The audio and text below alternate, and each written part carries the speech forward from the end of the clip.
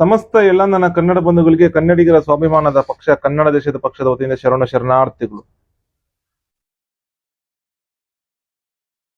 ಇತ್ತೀಚೆಗೆ ಕನ್ನಡ ದೇಶದ ರಾಜಧಾನಿ ಬೆಂಗಳೂರಿನ ಗೋವಿಂದರಾಜನಗರದಲ್ಲಿ ಒಂದು ಡಿಜಿಟಲ್ ವಾಲ್ಟ್ ಅಂತ ಒಂದು ಕಚೇರಿ ಇರುತ್ತೆ. ಆ ಕಚೇರಿಯಲ್ಲಿ ಕನ್ನಡದವರು ಹಾಗೂ ತೆಲುಗು ಭಯೋತ್ಪಾದಕ ಕೆಲಸ ಮಾಡ್ತಿರ್ತಾರೆ. ಅದರಲ್ಲಿ ಒಬ್ಬ ತೆಲುಗು ಭಯೋತ್ಪಾದಕ ಕನ್ನಡ ಒಬ್ಬ ಕನ್ನಡಿಗನನ್ನ ಮುಖಕ್ಕೆ ಖಾರದ ಪುಡಿ ಎರಚಿ ಭೀಕರವಾಗಿ ಕೊಲೆ ಮಾಡಿರ್ತಾರೆ.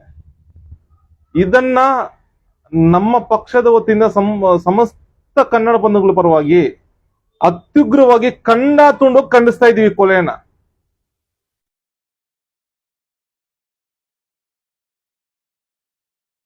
ಇಲ್ಲಿ ನಡೆದಿರೋ ವಿಚಾರ ಏನಿಲ್ಲ. ಕೊಲೆ ಆಗಿರುವಂತಹ ಚಿತ್ರದುರ್ಗ ಮೂಲದ ಭೀಮೇಶ್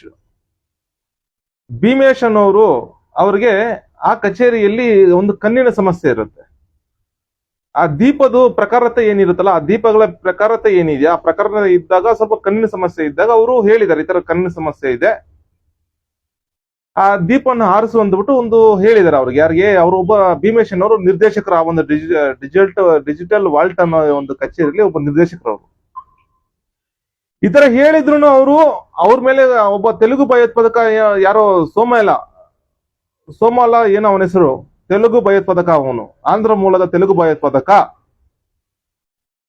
ಭೀಕರವಾಗಿ ಬರೀ ದೀಪ ಹಾರಿಸುವಂತ ಒಂದು ಹೇಳಿದಕ್ಕೆ, ಆ ಒಂದು ಕ್ಷುಲ್ಲಕ ಕಾರಣಕ್ಕೆ ತಗಾದೆ ತೆಗೆದು ಒಬ್ಬ ಕನ್ನಡಿಗನನ್ನ ಮುಖಕ್ಕೆ ಖಾರದ ಪುಡಿ ಎರಚಿ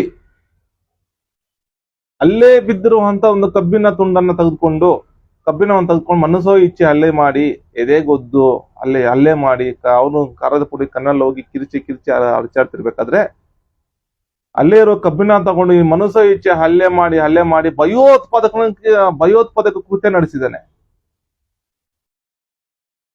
ಇದು ಕ್ಷಮಿಸಲಾರದಂತಹ ಅಕ್ಷಮ್ಯ ಅಂತ ಘನಘೋರ ಅಕ್ಷಮ್ಯವಾದ ಕೃತ್ಯ ಇದು.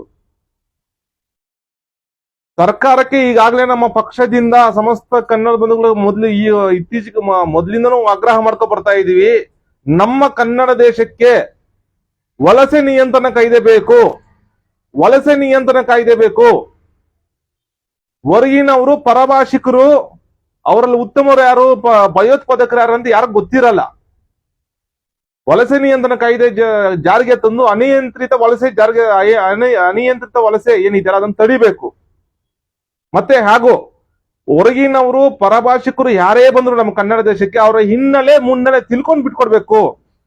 ಅದು ಸೀಮಿತ ಅಷ್ಟೇ, ಆ ಕ್ಷಣಕ್ಕೆ ಸೀಮಿತ ಅಷ್ಟೇ ಬೇಕಾಗುತ್ತೆ. ಅದಂಗಂದ್ಬಿಟ್ಟು ಅವ್ರನ್ನ ಕರ್ಕೊಂಡ್ಬಂದು ಕೂರಿಸ್ಕೊಂಡು ಅವ್ರ ತಲೆ ಮೇಲೆ ಕೂರಿಸ್ಕೊಂಡು ಮೆರವಣಿಗೆ ಮಾಡುವಂತದ್ದಲ್ಲ. ಈ ನಿಟ್ಟಿನಲ್ಲಿ ಸಮಸ್ತ ಕನ್ನಡ ಬಂಧುಗಳ ಪರವಾಗಿ ನಮ್ಮ ಪಕ್ಷದಿಂದ ಆಗ್ರಹ ಮಾಡ್ತಾ ಇದ್ದೀವಿ ಸರ್ಕಾರಕ್ಕೆ. ದಯವಿಟ್ಟು ಮೊದಲು ವಲಸೆ ನಿಯಂತ್ರಣ ಕಾಯ್ದೆ ಜಾರಿಗೆ ತಂದು ಇಂತಹ ಭಯೋತ್ಪಾದಕರು ಇರ್ತಾರಲ್ಲ, ಇಂಥ ಷಂಡ್ರ ಕಠಿಣ ಉಗ್ರ ಕಠಿಣ ಕಾನೂನು ತೆಗೆದುಕೊಳ್ಬೇಕಂತ ಹೇಳ್ಬಿಟ್ಟು ಸಮಸ್ತ ಕನ್ನಡ ಬಂಧುಗಳ ಪರವಾಗಿ ನಮ್ಮ ಪಕ್ಷದಿಂದ ಆಗ್ರಹ ಮಾಡ್ತಾ ಇದ್ದೀವಿ. ಜೈ ಕನ್ನಡಾಂಬೆ, ಜೈ ಕನ್ನಡ ಧರ್ಮ, ಜೈ ಕನ್ನಡ ದೇಶ. ಶರಣಾರ್ಥಿಗಳು.